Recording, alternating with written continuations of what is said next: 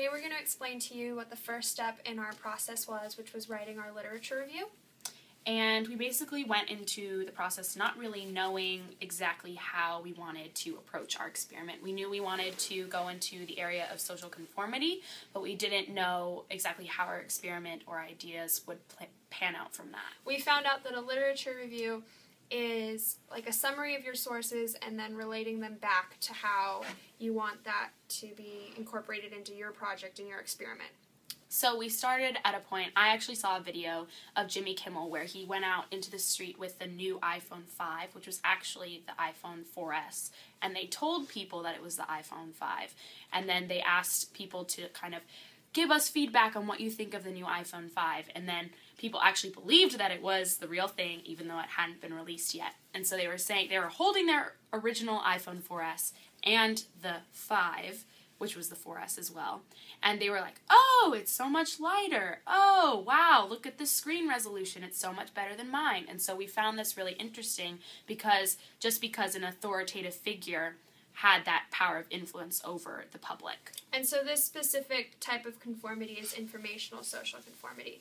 And so from that, we really wanted to try to do something where we would be able to incorporate informational social conformity and see if you're given information from an authoritative figure, if you're more likely to believe and conform to the group, even when you have no idea if the information is valid. Exactly. So from there, from that video, we took the idea of authority influence over conformity, and we kind of played with that idea, but then as we researched more on JSTOR and on Gale from our sources, we kind of figured out that more of a social conformity / informational conformity was what we wanted to do in our experiment. After we completed our literature review and researched more about social conformity, we came up with a question and hypothesis that we wanted to test.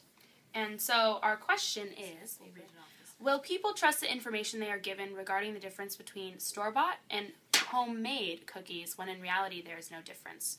So basically our idea of this experiment is to have a display with a basket of store-bought cookies that we bake and a basket of homemade cookies that are actually the same store-bought cookies. Yes. So we're going to see if the information that we give people, that they're actually two different types of cookies, will influence them to conform and just believe what we tell them, saying that they're actually the same. And then we're hoping that they will conform and say, oh yeah, the homemade tastes way better. We hypothesize that over 55% of our subjects will conform and state that the supposed homemade cookies are better than the store-bought cookies. So hopefully our hypothesis will become true.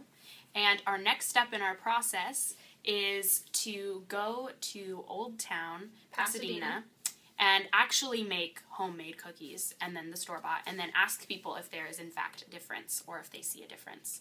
So the reason we have to do that is so that we have a baseline saying that there is an actual taste difference between homemade and store-bought and that it's not an assumption. So stay tuned for our next little video.